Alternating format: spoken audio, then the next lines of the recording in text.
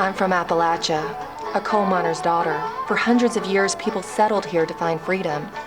They persevered by relying on themselves and their family to survive. Very nice. But my home has changed.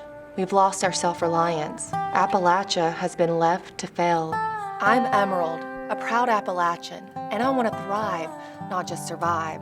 So I'm going to Washington, D.C. and team up with famed economist Dr. Richard Rahn, and together we will find those people around the globe who are thriving against all odds. Switzerland, the land of lakes, mountains, chocolate, and watches.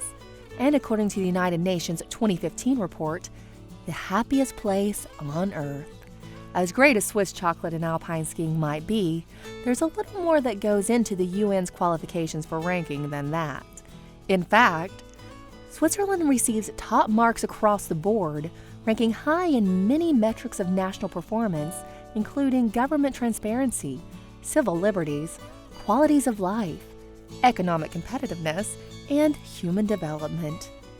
How has a small, landlocked country with a diversity of languages, religions, and no notable natural resources achieved so much success? Well, that's what I wanted to find out, while also taking in all the wonderful things that Swiss culture has to offer. First stop, Zurich. Zurich, located in the north-central part of the country, is the largest city in Switzerland. The local language is German, but is spoken in a Swiss-German dialect that sounds just a little different. It's important to know as a traveler that there are 4 official languages in Switzerland: Swiss German, French, Romansh, and Italian. But fortunately for me, most Swiss are also proficient in English. Before beginning my search for Swiss success, Professor Richard Rahn and I had to make a quick stop to drop our bags at the Hotel Vida, where we would be staying during our time in Zurich. The hotel's motto, "Stay Unique," is very fitting. Made up of 10 different ancient homes, there's nothing typical about this beautiful hotel. It truly is the marriage of modern design and medieval, as they claim. Aren't you a little young to be working here? Well, actually, I'm not quite working here yet. I'm doing an apprenticeship here in the hotel. Oh, interesting. Which is a special thing here in Switzerland. So what does that mean? You're like training and then... I am training. That is exactly what it is. Apprenticeship. How interesting. Already a subject I wanted to do a little more digging on. Vincent showed me to my room. An all-glass modern elevator took us to another floor where we could cross into another building.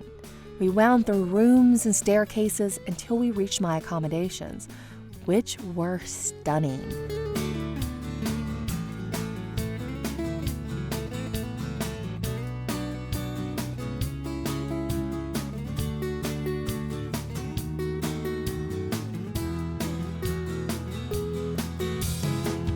But before Vincent left, I had to ask him more about the apprenticeship program. Vincent explained that he works at the hotel 3 days a week, then goes to school the other 2 days of the week where he studies subjects that apply to the hospitality industry, as well as interdisciplinary studies, including language and arts with students looking to pursue other industries. He has also gotten the opportunity to work in different departments within the hotel to gain experience. I'm in my 3rd year, and I'll finish this summer. I have my exams coming up. I have the wonderful opportunity to stay here and work here all alone. So you graduate and you have a guaranteed job. Which is wonderful. So the student employees gain real-world experience, and then employers get the opportunity to train their future workforce. Genius. I was going to have to find out more about this. Thank you very much. Enjoy. Hi. Hi. However, before I went out on the hunt for what makes Switzerland so successful, Dr. Rahn had arranged for us to sit down with Dr. Lino Guzella, president of one of the best scientific universities in the world, ETH, or ETA, as the Swiss say it, the Federal Institute of Technology in Zurich. Many impressive students and professors have roamed the halls of this renowned institution, including Albert Einstein, Niels Bohr, and 19 other Nobel laureates. And the transportation to the institute was unexpected and fun within itself. President Guzella greeted us in his office, which seemed befitting of the president of one of the greatest universities in the world. Everything okay? Richard, good to meet you. Good to meet you. We're so excited to be here to talk to you. And I'm very glad to have you here. This is interesting.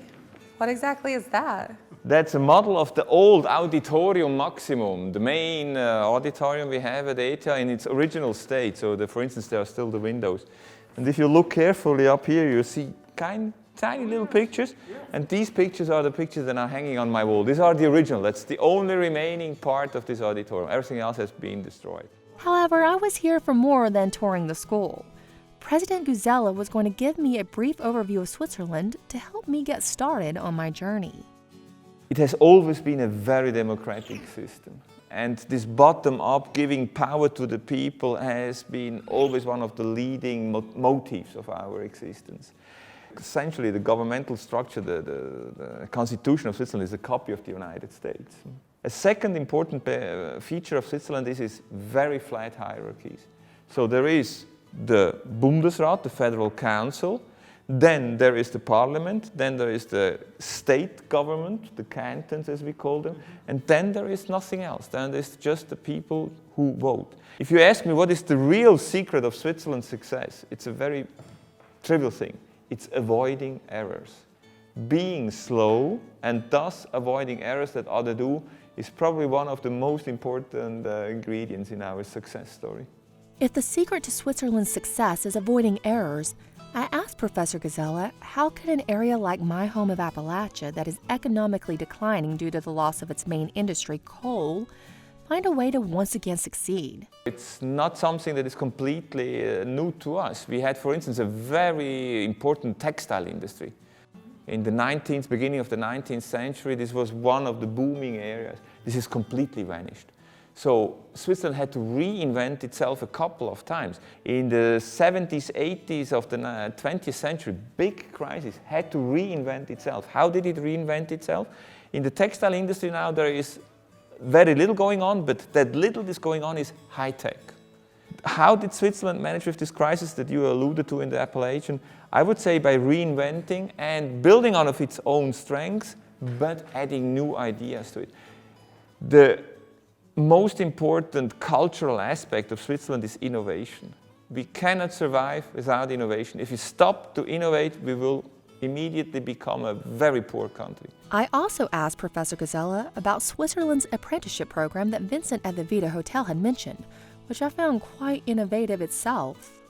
Very important part, because these apprentices are trained in the companies. You need to have the apprentices in the companies, because the companies, the real economy, know what's going on and where the workforce is needed. So that's one other ingredient of our success story. Education is the key to all of it. Education on all levels, appropriate to the talents of the people, but really fostering education. And then, of course, the translation of this education into new things, being it research, being it technology, being new companies. We try to empower our students again by giving them access as early as possible to real experiences. You don't learn by watching other people doing it. You have to do it yourself. And ETH puts that bottom-up culture into action, investing in students and their ideas. Professor Guzella suggested that I stop by a couple of their spin-off startups in the area, so I headed over to the first one, Self-Nation Denim, a novel concept on designing and manufacturing the everyday pair of jeans.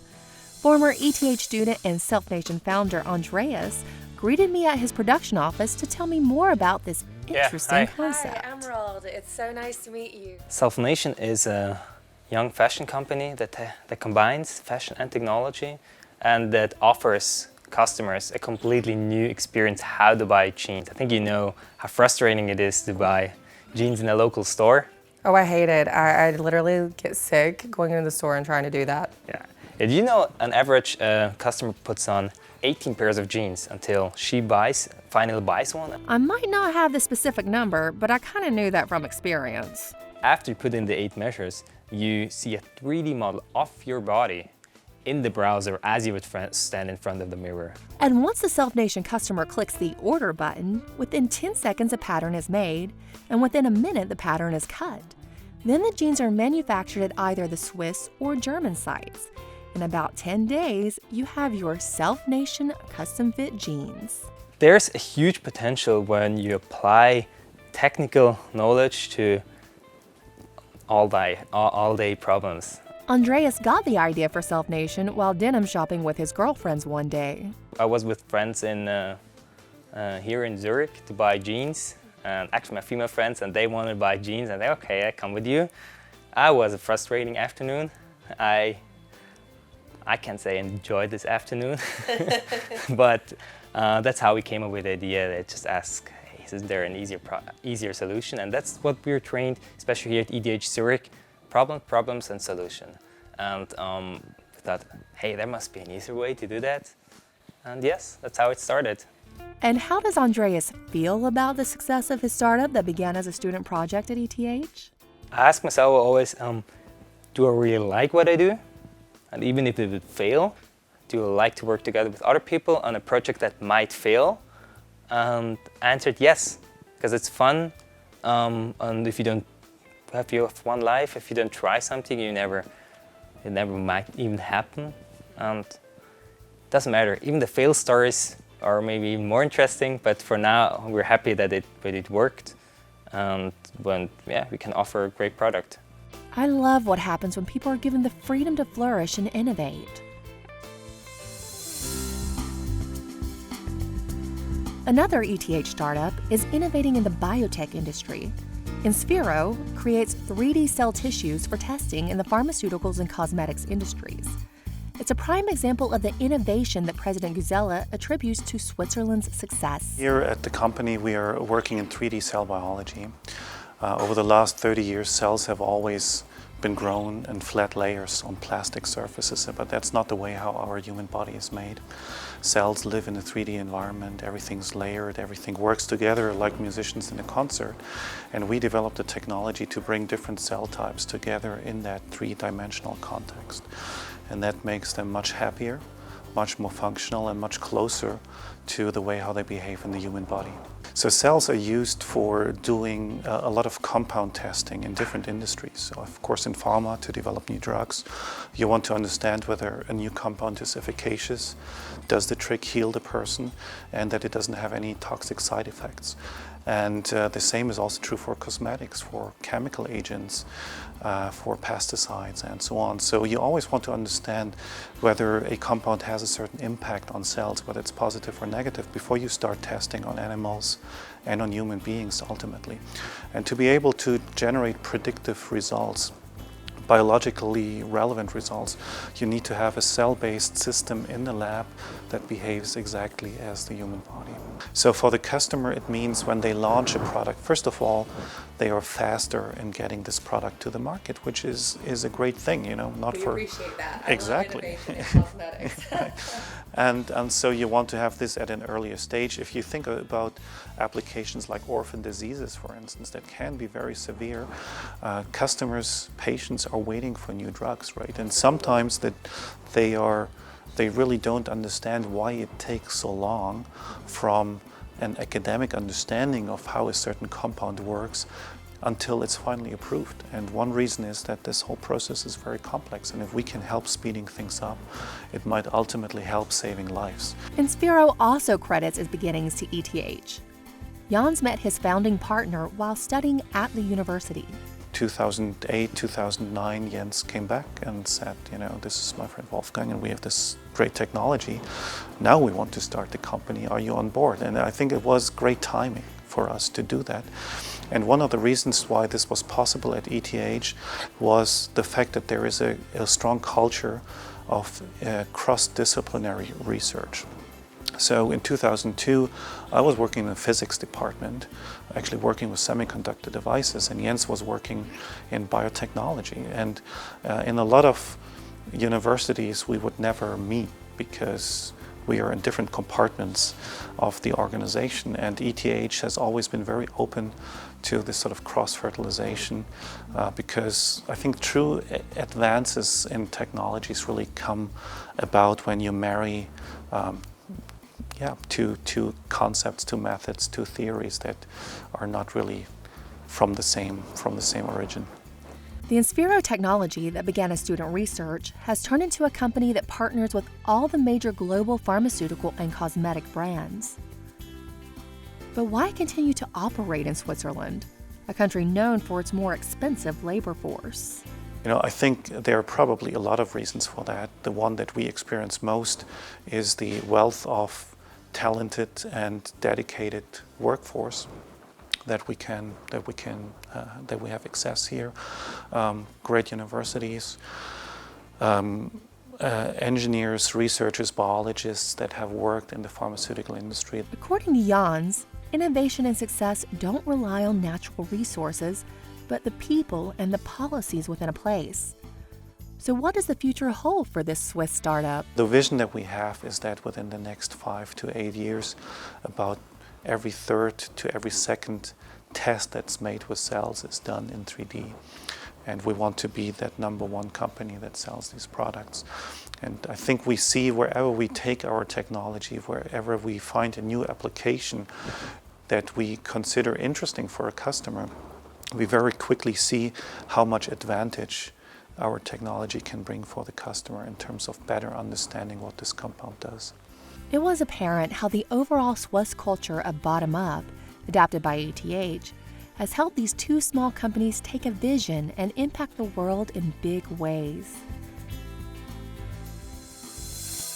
After getting a first-hand look at a couple startups, I wanted to see how a long-standing, larger company operated in Switzerland. So I hopped a train to, well, see how trains are made. I headed out of the city to a tiny town called Buschnag, where Stadler Rail Company is located. The company was founded by Ernst Stadler in 1942 during World War II to produce locomotives. Now in 2015, Stadler supplies all kinds of trains to locations all over the world and continues to grow and grow and grow. In fact, the train I found myself traveling on outside of the busy streets of Zurich into the quaint Swiss countryside was a Stadler train. I arrived at the Buschnag train stop, which solely services the large Stadler operation. As I stepped off the train, I felt as though I was almost stepping back in time. The rustic train stop was a difference of night and day to the modern engineering plant that awaited me.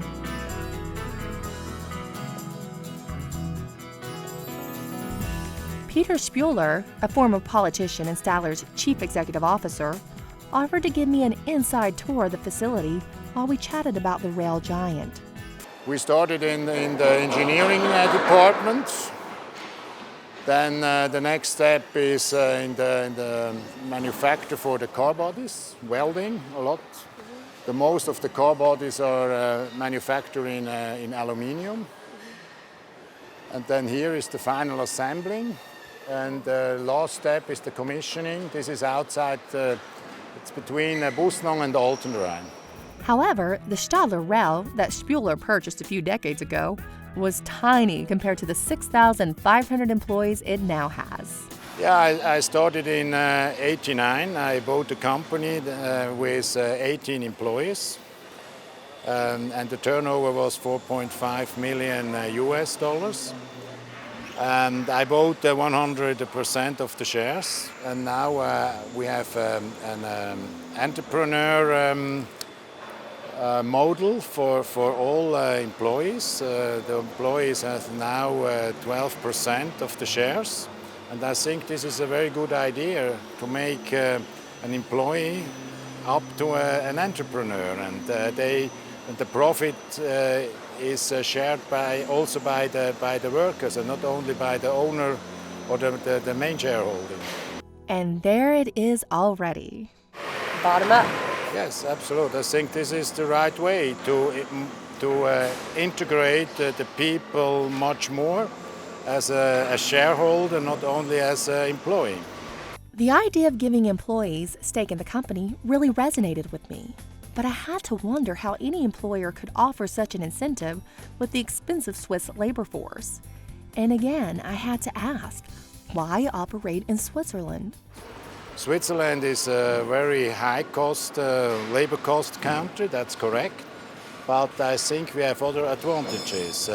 We work much more hours per year than in other countries.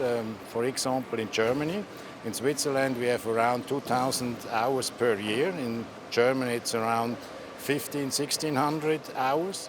Then we have a very flexible business law here. We have very well-educated people. We have a dual education system.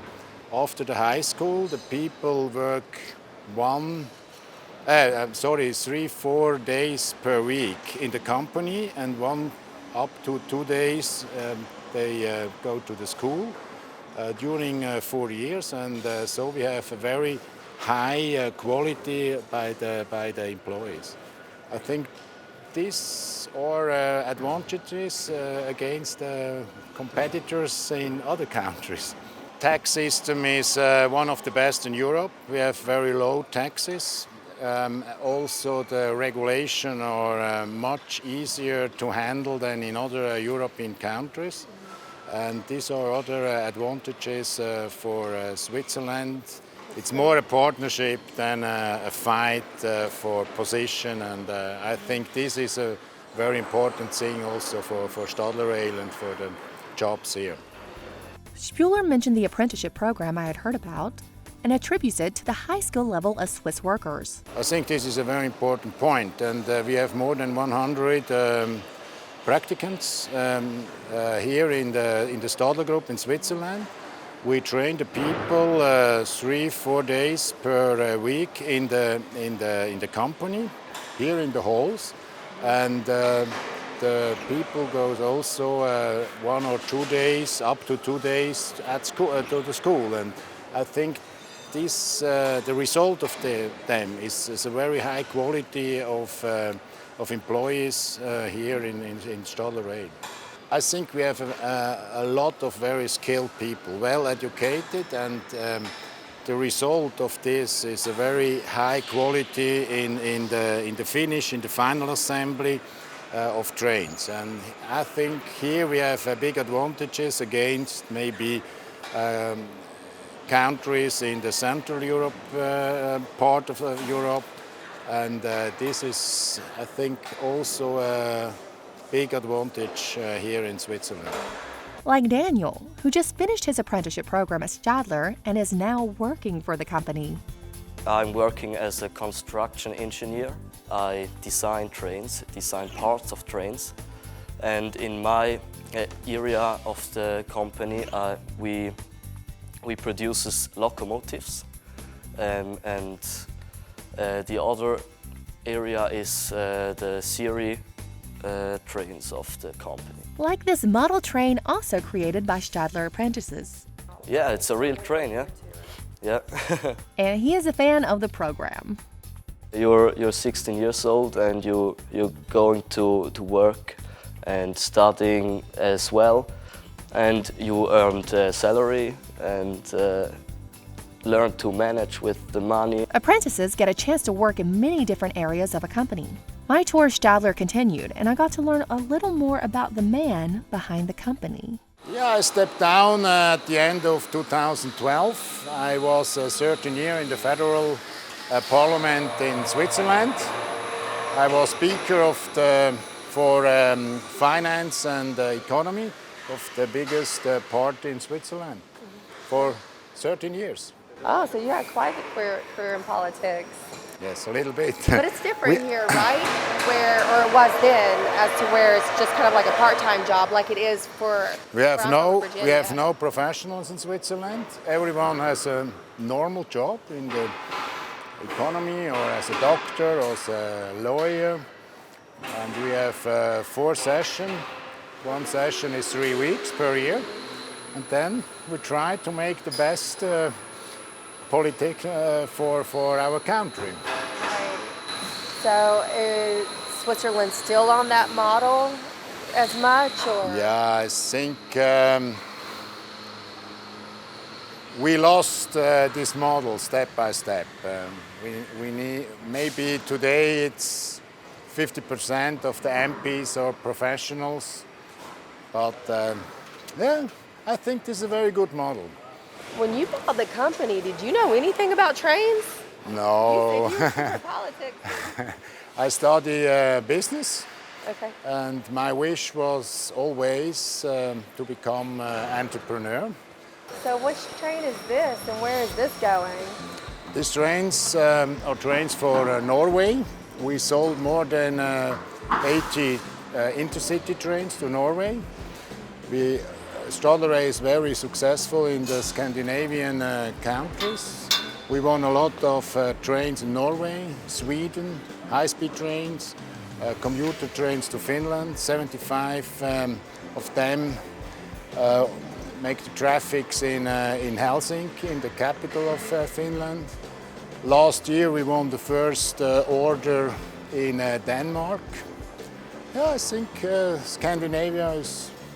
Scandinavia like Stadler. Yes, like Stadler. There are a lot of snow, like in Switzerland or in the United States. We won also 5 tenders in the United States. The first one in 2000 for New Jersey Transit, 20 commuter trains. And the last one was this year. We signed a contract in Texas for Fort Worth. The connection from Fort Worth to the airport. We are very proud about this. It's cool to see a train like almost put together but not quite. Now this is the train I came in here on today, right? The Flirt train? That's the first Flirt train, yes. This is the best seller of Stadler Rail. We sold more than 1,200 such trains in 15 different countries. What makes them so popular? I know why I liked it, because it's smooth. It was so smooth and it was comfortable. But why do people buy this train a lot? Yeah, this is a low floor train, no steps inside, very fast with a very high acceleration, and the people like these trains. And what does Spuler have to say to people who have a dream of being an entrepreneur? Never give up, never give up. Stadler is an impressive Swiss company for certain. However, it was time to head back to Zurich, so I again boarded the Flirt and kissed Stadler goodbye. Before moving on to the next city, I wanted to take a little time to explore Zurich, so I talked Richard into touring the town with me. A bustling metropolis with magnificent views of the snow-capped Alps, Zurich has much to offer, from top-notch shopping to lakeside tranquility to history. There seems to be something for everyone. We strolled about the city, taking in the sights. Of course, I had to check out the famed Swiss chocolate the first chance I got. Okay, and what is sort of your signature truffle? Well, this has got raspberries in there. That sounds good. Let's do that. Yeah, 5 of the 5. And, well, other sweets too. Even got a bit of a history lesson from the professor himself. Well, Emerald, part of the Protestant Reformation began here in Zurich. A few years after Martin Luther had started the effort in Germany. I personally love the architecture of this church with origins dating back to 853. Richard explained how the Protestant Reformation and religious freedom paved the way to the freedoms the Swiss cantons enjoy today. For example, competitive taxes.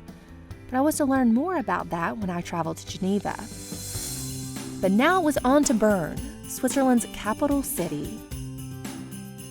The Swiss refer to Bern as their federal city, as it's home to Switzerland's small central government. And Bern is home to the Swiss parliament, which consists of 80 members from the different cantons, or states as we call them.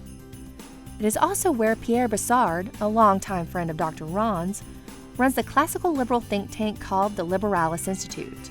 I had gotten a chance to see how businesses work in Switzerland, and now Pierre was going to give me a rundown on Swiss governance and the evolution of the system. It is true that, at the beginning, I think the Swiss and the US setup were very much similar.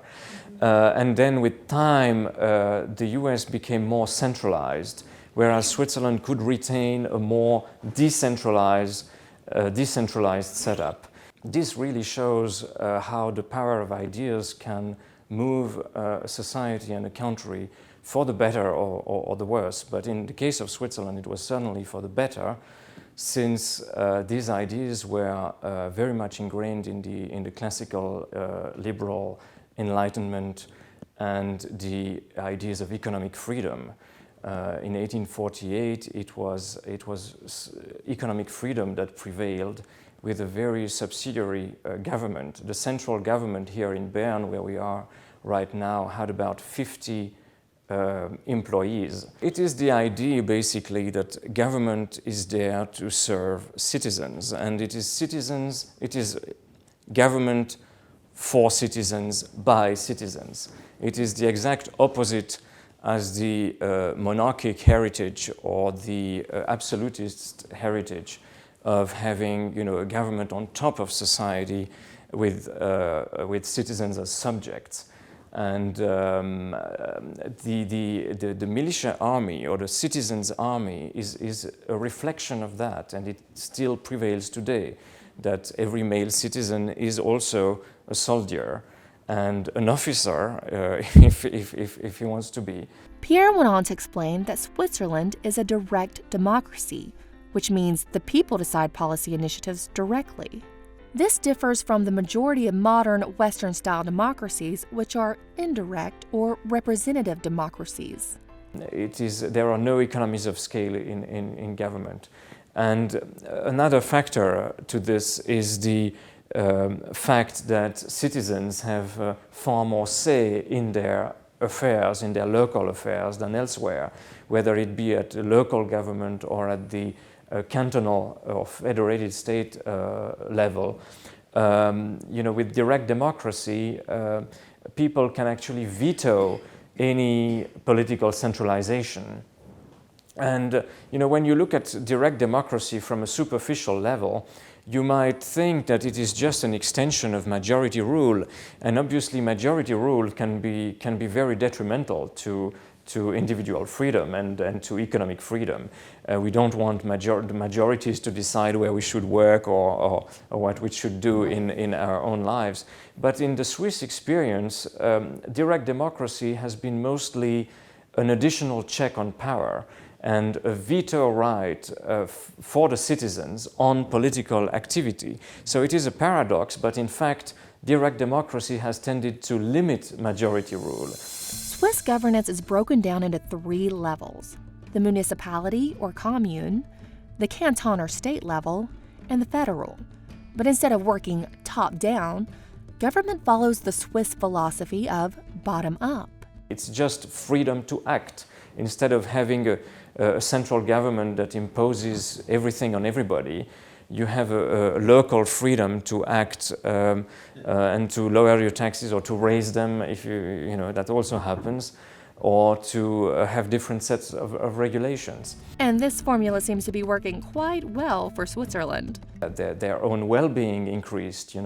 If you look today at the happiness research, Switzerland usually comes on top, with some other smaller places, because, economic freedom or economic self-determination as well as political self-determination tends to provide more life satisfaction than if you are just, obeying the orders of government. So, is the Swiss just genetically wired for success then? So it is really not only, it's not a genetic thing, if you like, it's not a genetic Swiss thing. The basic factor for the country's success is economic freedom, as it is in everywhere else in the world. And why has economic freedom prevailed in this country, or has prevailed more in this country than in others? It is certainly worth pondering. It has a lot to do with institutions. And these institutions were sustained by culture, by a political culture, and I would say civil culture as well. And this goes back to the 19th century, when enlightened patriots in Switzerland decided to modernize the country and to establish a set of institutions, a new constitution, a classical liberal constitution that was based on these ideas. These ideas also prevailed because they were practical, and they were people could see that through their implementation, prosperity increased. In fact, Switzerland held on to these ideas at a time when other countries around it were opting for different ideologies. And you know, it was the case back then, but it was the case also in the 20th century, in the 1930s, when there were many disastrous ideas being spread in Europe. You know, socialism, both of the national kind or the international kind, you know, Nazi and communist socialism. And the Swiss liberal elite back then established, for example, an organization called Redressement National, an association for liberty, for federalism and for the rule of law, which basically was designed to keep the Swiss liberal culture intact and prevent these harmful socialist ideas, collectivist ideas to spread into the country. And this was basically, if you like, an intellectual defense as well as the military defense. I wanted to see how Swiss government operated at the local level, so I asked Pierre where I should visit next. He suggested Zermatt, a small alpine village and home of the majestic Matterhorn. Traveling to Zermatt required a little effort. After driving from Bern and traveling through a mountain on a train that carried our car, we then had to ditch the car in nearby Tasch to take the Visp train into Zermatt. It was a stunning train ride through the currently green Alps, but it wouldn't be long before these mountains would be covered in snow, and with it the winter tourists. Finally, we had arrived in Zermatt. The name Zermatt comes from Zermatte, meaning in pastures. Traditionally, residents of Zermatt relied on agriculture. However, the first ascent of the Matterhorn in the mid-1800s spawned the beginning of a thriving tourism industry in the small village. Now Zermatt boasts more than 100 hotels, and the village is alive with bars, restaurants, boutiques, shops, and bakeries full of all kinds of Swiss goodies, not to mention great skiing in the winter. But it's also a great example of how direct democracy works on a commune level.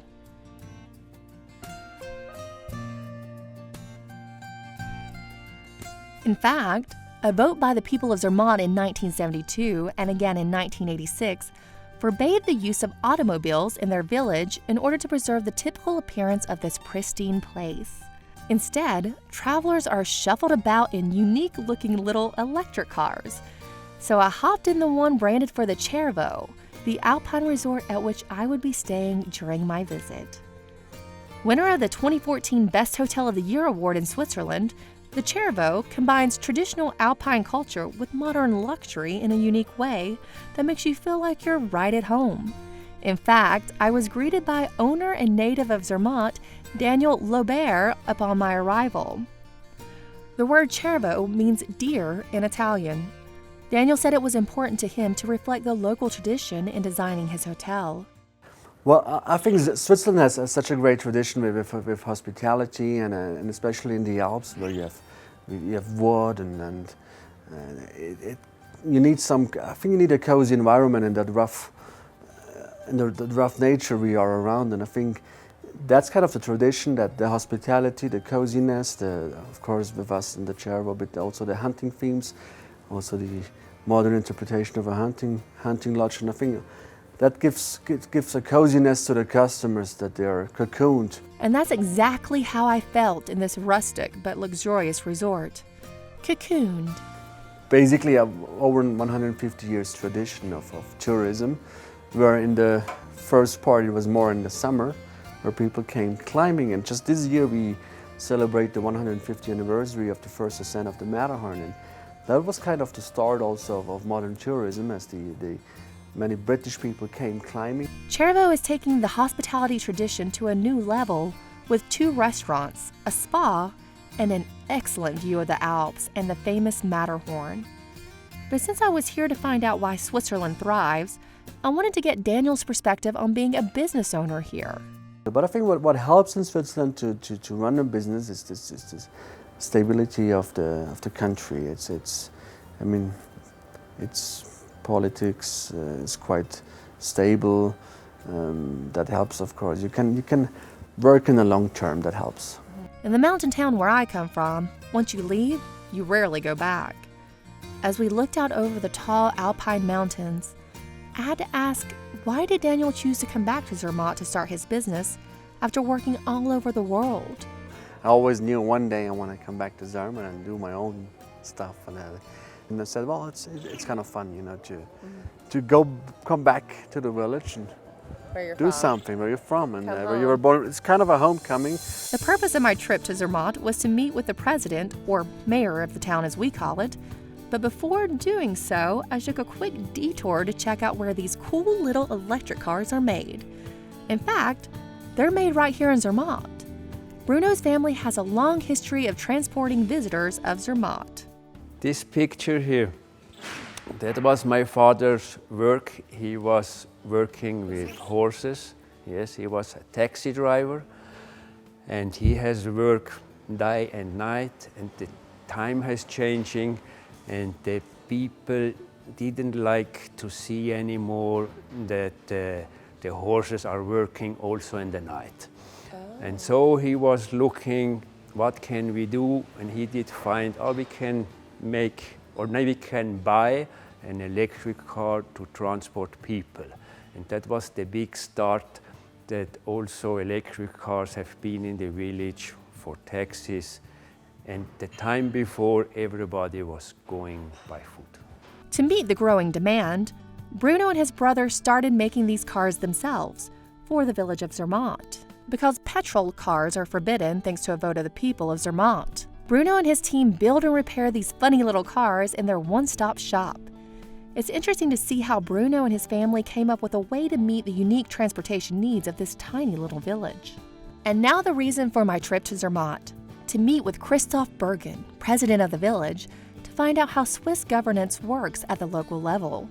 The system in Switzerland is that the community, they have lots of rights.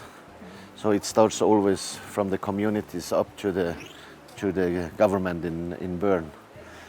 And but the biggest rights has always the people. With all these votations, we have about between 4 and 6 votations every year. So nearly for everything. So that's an election. You have 4. Not election, votation. So elections we have once in every 4 years, like in America. But votation we have if you want to construct something, and it belongs to everybody. So you have to make a votation if everybody agree or doesn't want it. And if you, for example, if you want to construct a ski lift or something like that, you have always asked the people. That means that people have more say individually in different matters of governance, like taxes. And Switzerland is the only country in the world who can decide of taxes, if they want to pay or not.